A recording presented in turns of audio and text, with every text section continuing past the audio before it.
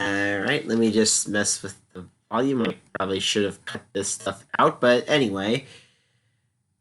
Okay, so I probably should have gotten to this review yesterday, but I got home late from hanging out with friends watching the show I'm going to review next week for the week of Halloween. And yes, it's Stranger Things season 3, but I want to review the original Karate Kid because they've been airing a lot of the episodes of Cobra Kai on YouTube, which is a sequel spin-off series from Johnny's perspective. And you can look up on this channel, and if you click the link on this video and go to my channel, you can find my reviews for the first season. But this is about the 1984 classic that pretty much gave pretty much gave Ralph Macchio a career. I almost said Daniel LaRusso, but I don't know. Honestly, I feel like Macchio is so famous for that role. I think Macchio and LaRusso might as well be the same person, to be honest. And I know this is a really popular 80s movie. It's just one of the more classic films in general. But I'm going to go over a very quick recap of the story, or a quick summary of the plot, even though there's probably like maybe one or one and a half people out there that don't know the story. So the story is this kid from Jersey, Daniel LaRusso, is forced to move cross country to an apartment complex in Reseda Valley in California with his mom.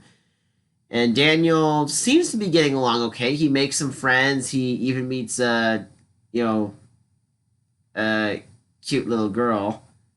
Well, not little, he meets a cute girl that's around his age. I really should have phrased that better and not as awkward as I did. Oh well.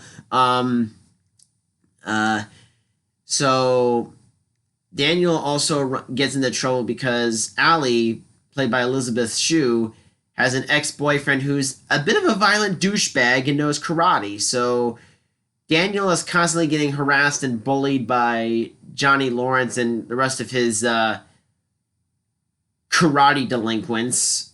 And After a very severe beating, Daniel ends up seeking the help of a maintenance man, Mr. Miyagi, who Daniel had been slowly getting to know ever since he got to California.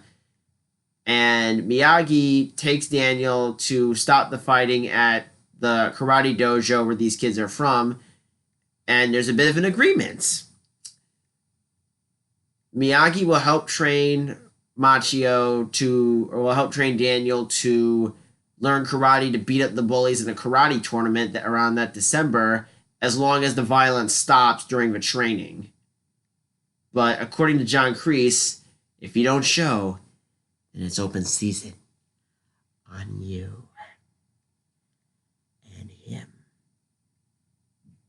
Sounds like a very charming guy, doesn't he? Anyway, so the first thing I want to say about this movie is that Macchio's performance, it's really good, very charismatic, and I think probably the key thing I can say in this is he's a very, very charming character. The the writer and director John G. Avildsen did a really good job at creating this kid who he's kind of a weakling.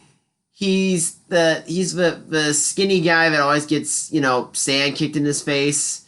But Daniel has a very likable personality, and the chemistry he has with Elizabeth Shue's character, it's very sweet and it's very loving and it's very real. You can definitely tell that those two are just meant to be together.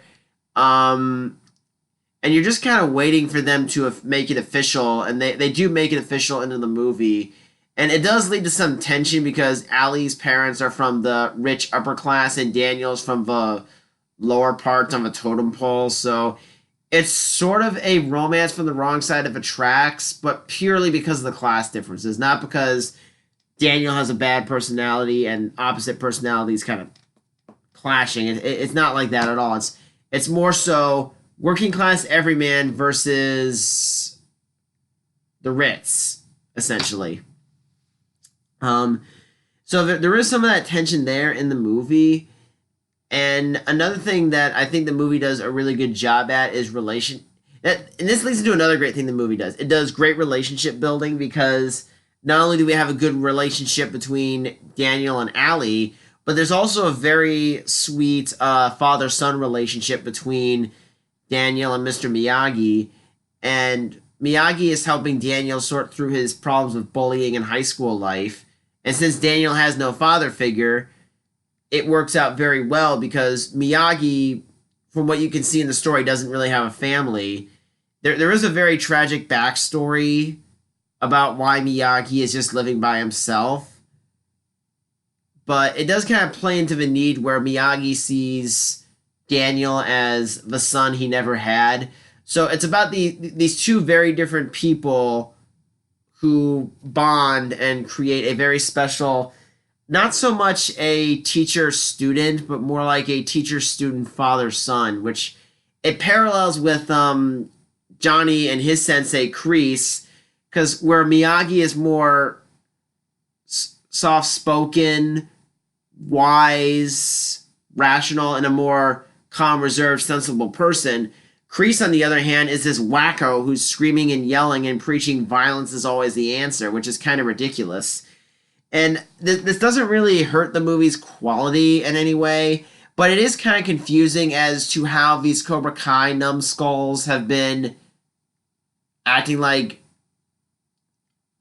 crazed WWE wrestlers on steroids and crack and cocaine. It's kind of weird how they're so crazy that they haven't gotten busted yet. It's like it's not until now that they start committing crimes, they start committing assault, and it's really weird how they have been jackasses for so long and no one has balled them out on that yet, or at least hasn't called the sensei on that. And I know I'm sounding like Dimitri from Cobra Kai, but I'm just saying that I'm all for tough teachings, but being tough to the point of being a jackass is not being tough. It's not healthy. All in all, I do think the movie is really good. And there's one thing that my friend Molly, and by the way, you're gonna love me pointing this out because you're the one that made me aware of it. I think the one thing I would complain about Allie is that she does love Daniel for who he is and not for what he has, but Daniel gets mocked and bullied a lot by the people she thought were her friends, and she doesn't really do much interceding on Daniel's behalf. She kind of lets him take the crap that they're throwing at him. And the only scene where that's deserved is when there's a misunderstanding between Daniel and Allie, and Daniel's acting like a jackass, which is kind of weird because when that scene first starts, after Daniel confronts her over the misunderstanding, it's weird because Daniel's not coming off as a dick at all until a few minutes into the scene. So it's kind of weird why she's acting real dismissive of him at first, because at first he's acting like the goofy, playful guy that she liked before, and now she's just Was there a point where he was ignoring her at school? I'm a little confused. As far as the fighting goes in the movie, it is kind of a cheesy 80s montage of Daniel beating up all the other competitors at the tournament. I'm not going to give away who wins because I think we all know it anyway, but it's a happy... Well, you'll see when you watch the movie, but all in all, I think Karate Kid, I think it's a great movie. I think it's kind of like a juvenile martial arts version of Rocky, and I think a lot of that has to do with the fact that it's an underdog story. You got the old wise teacher who's... It's kind of a great juxtaposition between Mr. Miyagi and Mickey, because Mickey is kind of like a fusion of Miyagi and... Mickey is kind of like a more aggressive version of Miyagi, and Miyagi's more calm and reserved. And when you find out his tragic backstory, you kind of understand why he's like that. And people did not want Pat Morita to play Mr. Miyagi because he was mainly known for comedies at that time. But I think but Miyagi does, Morita does a great job at doing a dramatic role.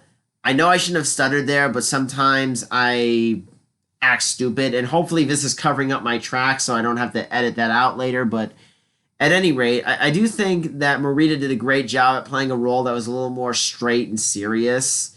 There are some goofy, lighthearted moments in the movie, but it's more of a drama sports movie. I mean, all in all, I do think the movie is really good with the character development, the way the characters interact with each other, and it has a really good payoff. The sequels, I'm not sure if I'll dive into. I'd probably be willing to dive into Karate Kid Part 2. Karate Kid Part 3, on the other hand, I think I'll ignore. But at any rate, I'll see you guys on Monday with my Bruce Springsteen cover, and I'm also going to do my Stranger Things review.